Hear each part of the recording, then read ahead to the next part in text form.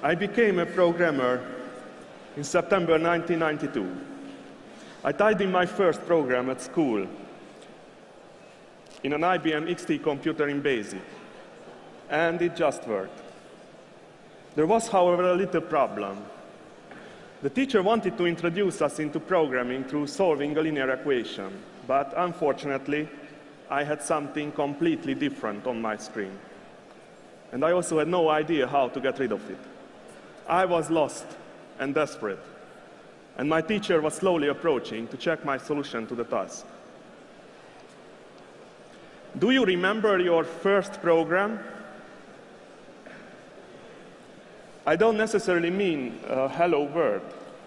I mean the first code which made you proud, which lit up your flame. Almost each developer has such a memory. I asked several of my colleagues about their first programming experience, and they told me very different examples. But one thing was common. Each one of them smiled while they told their first story. I got my first program, I mentioned before, from older students, so that I could be the cool guy who can already code in the first program in class. They wrote it down on a piece of paper, and I must admit I didn't completely get it, what it meant. It was just 3 lines of code. Some input command, then some print, which looked quite funny, and some strange stuff, which they said it's very, very important, and without this it won't work. So after I typed in this code and let it run, I happily called a classmate over, and he was of course astonished that I already wrote a program. And he typed in his name as the computer prompted, and we both laughed at the result. But then he went back to solve the linear equation as all the others, and I remained there alone with my running program, which I didn't know how to stop. But at the moment I typed in the code, everything became clear. What are the line numbers good for? What is those input and print? What a variable means? And I even got a bit of why goto is an anti-pattern. Everything snapped into place, and I was just turned into a programmer, being happy about the unexpectedly discovered whole new world. The joy and passion I obtained from my first program has helped me to overcome many difficulties later. It lasted through the university and even at work. Actually, this is what carried me up until now and brought me to this conference. But the joy of discovery does not last forever. With time, the passion fades.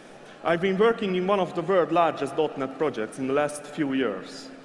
And unfortunately, this also means that we have a lot of legacy code, and therefore also a lot of problems. So we have been advised to do some TDD, test-driven development. I already heard about it before. I even made some basic examples. The concept didn't look particularly difficult, so we just started. And after a few weeks, we realized that it doesn't work the way we do it. My colleagues almost revolted, and we had to stop. I was shocked. I didn't understand what happened. All articles and talks praised TDD, yet the developers didn't like it. Why? What went wrong? Then I met my colleague, András, who reported with shining eyes that he tried TDD at home, at the weekend. Imagine, Csaba, he said. My Sunday went just like this. I sat down for a TDD kata. Then my wife called. András, come, have some breakfast. András, come, we have lunch. András, come, it's dinner. And the day was simply over. Listening to András, I realized that the problem was in me. I didn't understand exactly what TDD is. I felt no joy.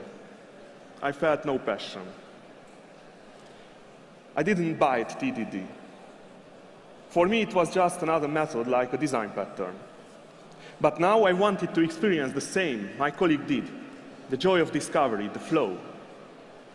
So I started reading and coding, and after a few days, I realized what went wrong.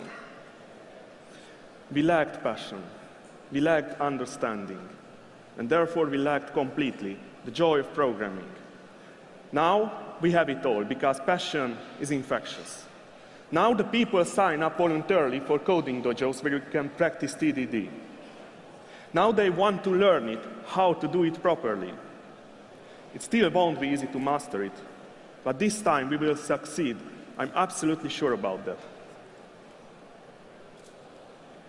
To retain our passion for programming, we continually need new impulses. This can be another colleague, a good book, an article on the net, anything. And one of the best places to have such new discoveries is actually this conference. Here we have a lot of interesting topics, shared by really passionate speakers who are right crazy about their stuff.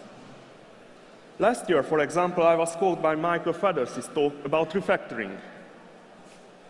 That's what we are also continually struggling with. Originally, we started to improve our code based on Michael's book about working with legacy code. And this year, he's again with us here at Craft, and he has an interesting topic, the Conway's Law. How does the organizational setup of a company influence the architecture and technology? Following just a few hints from his talk would have a significant long impact in shaping the setup of our company. On the other hand, Gojko Ajic spoke at Craft before, and he visited us at evosoft too. He talked about agile testing, and his talk inspired several teams by us to change their testing methods.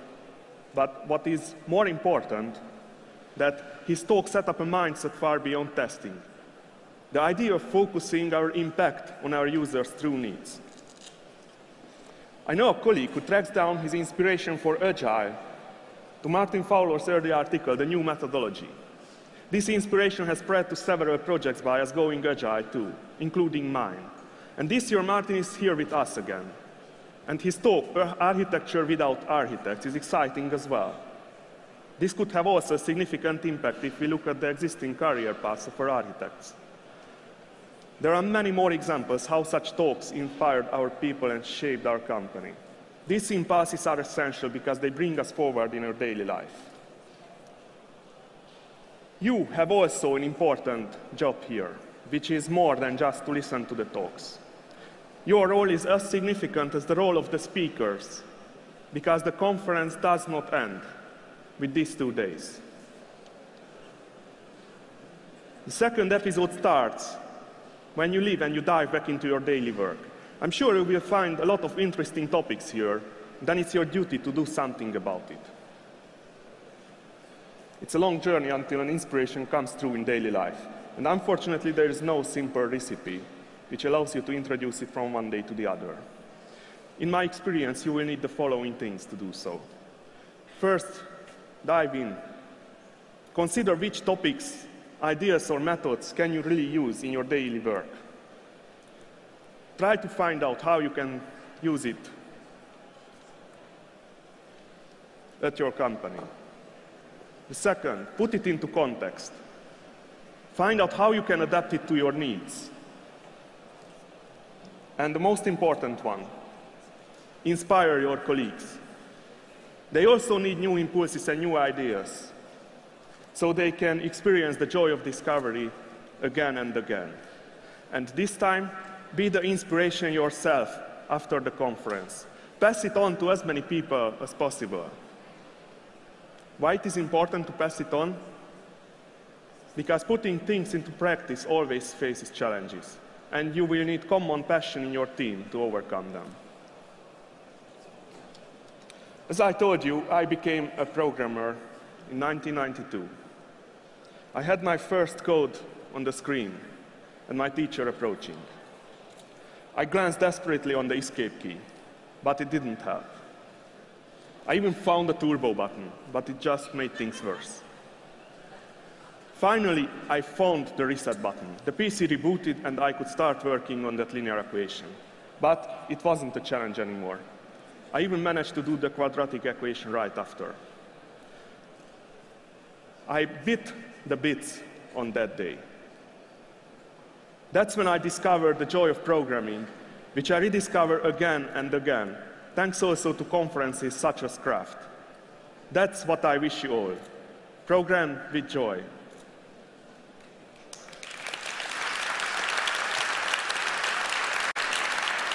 Thank you for your attention.